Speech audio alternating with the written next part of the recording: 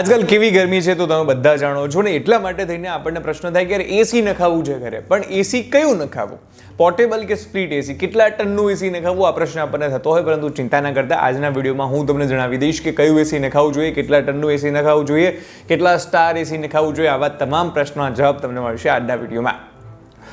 તો મિત્રો, આ પ્રશ્ન તમને થાય એસી જ્યારે લેવા જાવ ત્યારે કે કયું એસી લઉં, કેટલા સ્ટારનું એસી નખાવું, કેટલા ટનનું એસી લઉં, આવી ઘણી બધી બાબતો આપણને જાણવા ઈચ્છા થતી હોય છે. તો પહેલી વસ્તુ આપણે વાત કરીએ કે પોર્ટેબલ નખાવું કે સ્પ્લિટ નખાવું. તો જે પોર્ટેબલ એસી છે, સિમ્પલ આપણે વિન્ડોમાં ફિટ કરીએ છીએ, એને આપણે વિન્ડો એસી પણ કહેતા હોઈએ છીએ. અને સ્પ્લિટ એસીની અંદર એવું છે કે જે ઠંડક આપતો ભાગ જે છે બારે હોય ને, જે બે હીટ જતી હોય બારે, આપણે બીજો પંખો લગાવી આપણે એસીમાં જોતા હોઈએ છીએ. તો માની લો કે પહેલી વસ્તુ છે, તમારે પોર્ટેબલ નખાવવું છે તો એક વિન્ડો તો જોઈશે જ, વિન્ડો હોવી કમ્પલસરી છે. પછી વિન્ડો એવી જગ્યાએ હોવી જોઈએ જ્યાં આગળ તમે પ્રોપરલી એને લગાવી શકો. પરંતુ જો તમારો રૂમ નાનકડો હોય, નાનકડા રૂમની અંદર તમારે કુલિંગ જોઈતું હોય તો પોર્ટેબલ એસી તમારી માટે સારો ઓપ્શન છે. પરંતુ જો રૂમ મોટો હોય તો એ કિસ્સામાં સ્પ્લિટ એસી જેવો બીજો કોઈ ઓપ્શન નથી. કારણ કે સ્પ્લિટ એસીનો એક ફાયદો એ પણ છે કે નાનકડું કાણું પાડવાનું છે, પાઇપ બહાર લઈ જાઓ, પૂરું થઈ ગયું, તમારું આખું સેટઅપ ત્યાં ને ત્યાં થઈ જશે.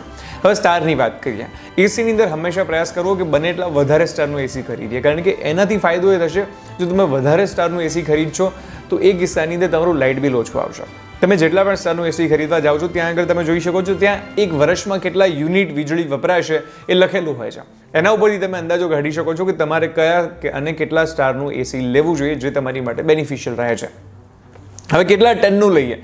સો જે ટન જે આપણે કહેતા હોઈએ છીએ 1 ટનનું છે, 2 ટનનું છે, તો અગેન એ ટન શેના ઉપર ડિપેન્ડન્ટ કરે છે કે તમારી રૂમ કેવડી છે, તમારે કેટલા વિસ્તારની અંદર ઠંડક જોઈએ છે. તમારો રૂમ નાનકડો છે, સિંગલ રૂમ 10x10નો રૂમ છે, તો ઓછા ટનનું એસી લેશો તો પણ વાંધો નથી. પરંતુ જો રૂમ મોટો છે, તમારો 15x10નો રૂમ છે, તો આવા કિસ્સાની અંદર તમારે વધારે ટનનું એસી લેવું હિતાવહ રહેશે.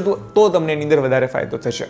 એની સાથે બીજી ઘણી બધી વસ્તુ આપણે ત્યાં કહેતા હોય છે કે કુલિંગ કેટલું રાખવું. તો ઘણીવાર આપણે ત્યાં ગુજરાતી પરિવારોમાં આપણે એવું કરતા હોઈએ છીએ કે એસી ચાલુ કરીએ, રૂમ ઠંડો થઈ જાય, પછી આપણે બંધ કરી દેતા હોઈએ છીએ એસી. પણ હવે તો સ્માર્ટ જે એસી આવે છે એમાં નવા ઓપ્શન આવી રહ્યા છે. ઓટો પાવર કટ ઓફ થઈ જાય છે, મતલબ જો અગર કુલિંગ એક મેન્ટેન થઈ જાય તો પછી ઓટોમેટિક એસી જે છે બંધ થઈ જાય છે. હવે ઘણા બધા ઓપ્શનનો તમે ઉપયોગ કરી શકો છો. અને આશા રાખું છું કે આપ સૌને આજનો વિડીયો ગમ્યો હશે. વિડીયો ગમ્યો હોય તો કમેન્ટ કરવાનું ભૂલતા નહીં, અને આવી જ રીતે હું તમને મળતો રહીશ.